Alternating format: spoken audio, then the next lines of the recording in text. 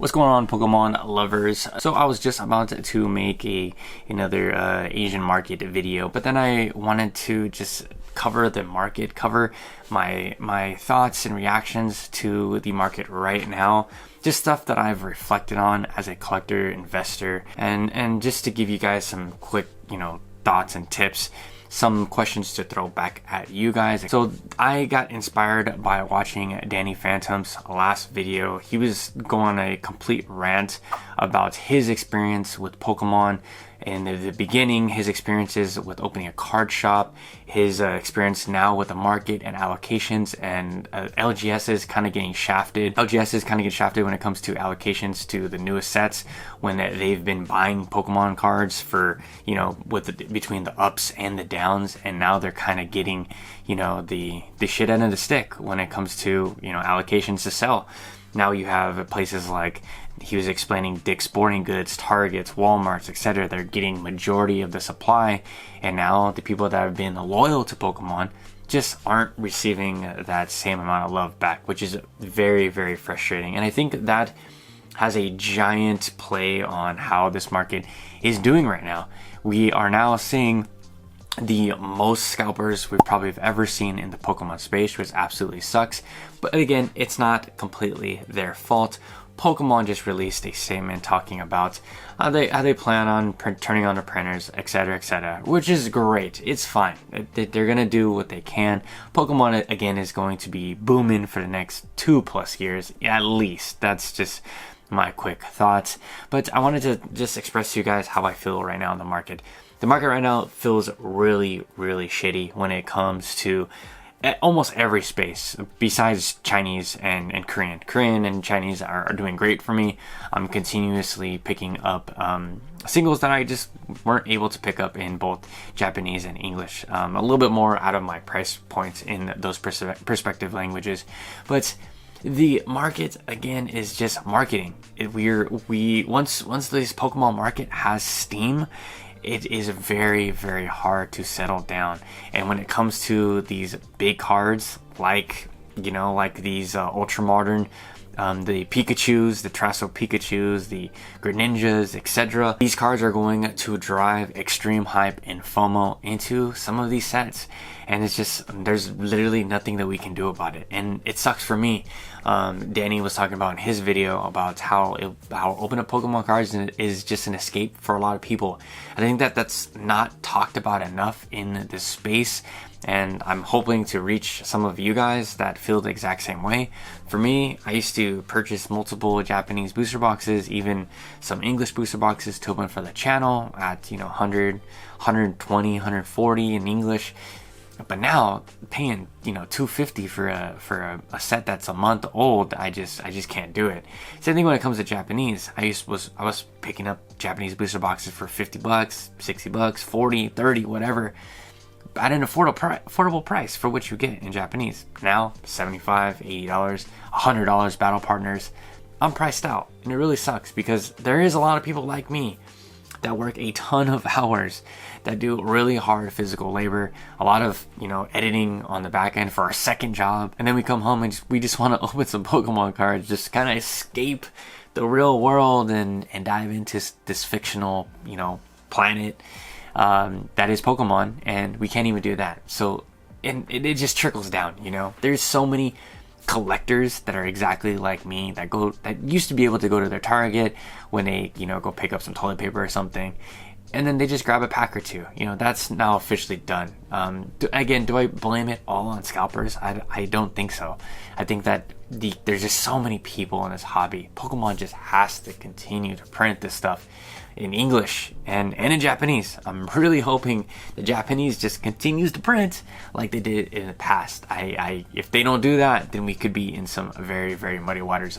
Again, I sat down right before this to talk about Korean cards and decided to make this video instead. The video is still going to be here. It's going to just be uploaded tomorrow. But yeah, just want to talk about the market direction. I think that the market is obviously heading still bullish. It's still not going to crash pretty much anytime soon.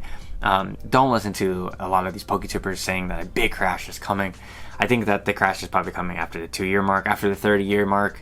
Pokemon just celebrating their 30th anniversary, then we might see a little slowdown. But until then, it's just not slowing down anytime soon. Which, take it as you will. I mean, kind of just play it by ear, play the market, knowing that we're going to be bullish up until then. Maybe take a little bit more risk into some of these plays, and just know that Pokemon is going to be popular. If that's your if you're pre-ordering, know that you might get canceled, but know that a play, if you're an investor or a flipper, is definitely available on the table. Everything goes up. Everything is at least 2x right now. That is just the reality of the market. And again, I always tell you guys, we have to maneuver and move with the punches as this Pokemon market continues to evolve and shape. And with all the evolving, there is some devolving in the Pokemon space. The fights and all that stuff is just sucks. It's whack. I open my phone like almost every day ad nauseum on social media, and I have some DMs sent to me of just people just full on sprinting through a Walmart in the UK or whatever store in the UK that was, and just doing a full on slide on the slippery concrete to then just tackling some prismatic evolutions. It's just nasty work, in my personal opinion. It doesn't look good for the hobby, and I really hope that Pokemon is watching this stuff and just seeing how disgraceful this is, how these scalpers have absolutely, you know, crushed the idea of the Pokemon space, because that's not all of us. I think that the majority of us are people like me, are people that just want to escape Pokemon for just a little bit. I just had a good talk with one of my friends from back home. He has been a die-hard Pokemon fan for so long. I actually didn't know this about him, so it was really cool for us to catch up and talk about Pokemon. I mean, I'm from a very, very, very small farm town, and even he was saying that the scalping and the hoarding of Pokemon cards has gotten to them. So if it happens there, it can happen literally anywhere. He can't pick up a single pack of Prismatic Evolutions. He can't get a poster. This guy, like I said, he's a die-hard fan. He sends me all of his rips. Shout out to him if you're watching this, my dude. And then he sends me like the rips of all the ETBs that he does. He has pack opening, like, not parties, but just experiences with his friends and stuff at his house. So it's so cool. It's so cool to see, like, just that part of the hobby is still alive and well, that there is, you know, die-hard collectors that just want to pull that stuff for them. And he just pulled the Gengar alt-art from Fusion Strike, so major congrats to my boy. To me, it's like, the people that are going to get rewarded the most are the ones that are here for the right reasons, right? So I love seeing him like pull the like Giratina gold card from Crown Zenith, the Fusion Strike. I'm like, great, it went to the right person. Agree to disagree in the comment section down below, but I love hearing those types of stories. I just watched a video like right before I popped down to make this one, but this little girl on her 10th birthday, she had an ETB of Prismatic Evolutions, and she pulled a God pack on her 10th birthday. Like, that is awesome. But the downside to that video is her freaking dad was like, oh my god, she pulled a God pack. That's like thousands of dollars. And I'm like, I really pray that they keep the cards, that this poor little girl gets to keep all of her evolutions for you know, when she's 20, 30 years old and she's still in the hobby. And she's like, yeah, I remember when I pulled you know, God pack on my 10th birthday. That's the stories that keeps me going, that keeps channels like this going. I love hearing that stuff, and I hope that I pass down that stuff to my kids, you know, one day when I have them, and friends and family, you know, watching this stuff, and show them maybe get them into Pokemon cards down the line. And this goes into my next point is how have I been handling this stuff in the market? How have I been handling just not being able to grab any products, sealed products, to open myself? I've been grabbing singles like I've been telling you guys on all my Market Watch videos, but I've been playing Pokemon Pocket. Pokemon Pocket feels like we're back. It gives me like a slight glimmer of hope. I was like the biggest, not hater, but just doubter of Pokemon Pocket. I was like, why would people buy this? Why would people spend money on this? And the hobby, the community aspect of it is so strong. I love going over to like my sister-in-law's house, or even my coworker's house, and they're all older, you know, 50s. These are people in their 50s, people in their 40s, late 20s, and we show each other all the stuff that we pulled. You know, we go over a quick little battle here and there in the kitchen. Like, it feels like Pokemon is back. I really miss the feeling of just showcasing your cards, you know? And we just can't do that. Like, Pokemon is just so expensive. Like, every single card that we pull is like, oh my gosh, this was a $15 card, but now it is a $75 card. So now I have to sleeve it up and just go tuck it away in the closet forever and never see it ever again. That's not how it used to be back in the day. Even when I came back in, 2019, it wasn't like that. It was still that. It was still showing your cards, still touching the cards, still passing the cards. Grading wasn't really that popular then. Grading has always been here, but not to this extent. I mean, it is a clear message that grading is the play to double up on your collection and to make your cards not only hold value, but to flip into better positions to grow your collection overall. And to go into the content creation side of this video, I mean, I'm kind of tired and burnt out. I had to take a few days this past weekend. If you guys can hear, I'm still sick. I have some type of congestion thing going on. But I'm tired of talking about prismatic evolutions, guys. I'm tired of talking about the Umbreon. I'm tired of talking about the madness of the market. I'm really sick and tired of the same old content, even on my feed, of the crashes, the market crashes, and the market pumps and stuff. And I know, like, I have to do it myself. I have to get the views and the clicks. I chose to make a Pokemon channel, you know, and to put in the work to do this stuff, and I love it each and every day. And then there's times where I find some of the best cards that I've never even laid my eyes on, and from hours of research. That's like my favorite part about doing all these market watch videos, talking about the Asian markets and stuff like that. There's some cards that I never even knew existed, and I love discovering those. I love sharing those with you guys and seeing your guys' comments and feedback saying, wow, I literally did not know that card exists. I'm gonna go scoop that up right now. I try to also give you guys the best deals and options out there so you don't overspend. I think that's a very important part of the hobby.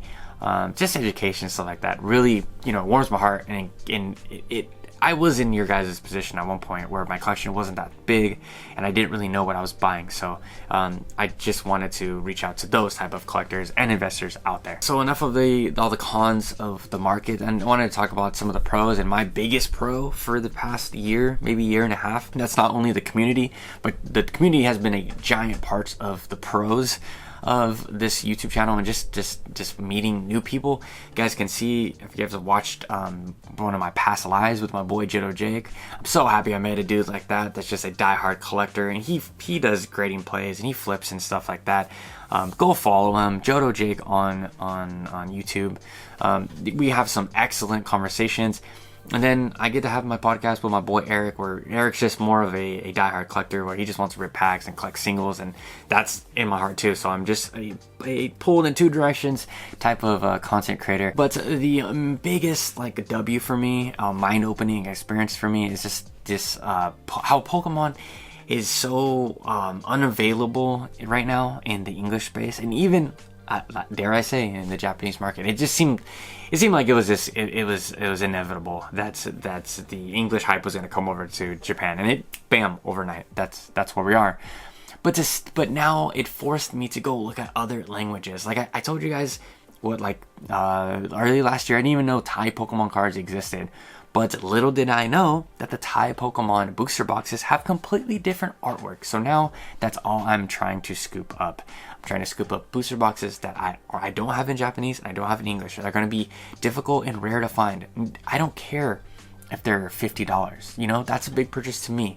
And don't let some of these people convince you that your collection or investment is any less than, you know, theirs when they spend, you know, hundreds of thousands of dollars of Pokemon cards a month. Like, you are a part of this space. If you're in the collecting space, investing space, or, you know, ripping space, you are a part. It doesn't matter if you open one booster box or one booster pack. It doesn't matter. You're at home here, so don't let anyone tell you otherwise. But again, going back to the languages, when you have English and Japanese being so unaffordable, people are going to look for more affordable options. Like myself, I've put a lot of you guys on to Chinese cards, and I was put on to my boy JTR. Shout out to Jordan. If you're watching this, thank you again, man. I can't thank you enough.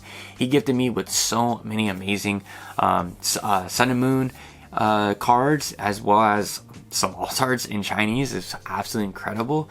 Shout out to you again. That was beyond nice, and it really opened my mind that maybe there is better plays out there. Maybe English and Japanese aren't the only cards that I want to collect. Maybe that I'm just an art fan. Maybe I just don't really care about the value as much as I thought I did, and the prices of, you know, scanning everything that I have into an app that keeps my Pokemon portfolio, and so I can see how much money I have invested in stuff. Like, that just gets into like adult territory for me, and I don't really want to see Pokemon in that space, and it kind of turns me off.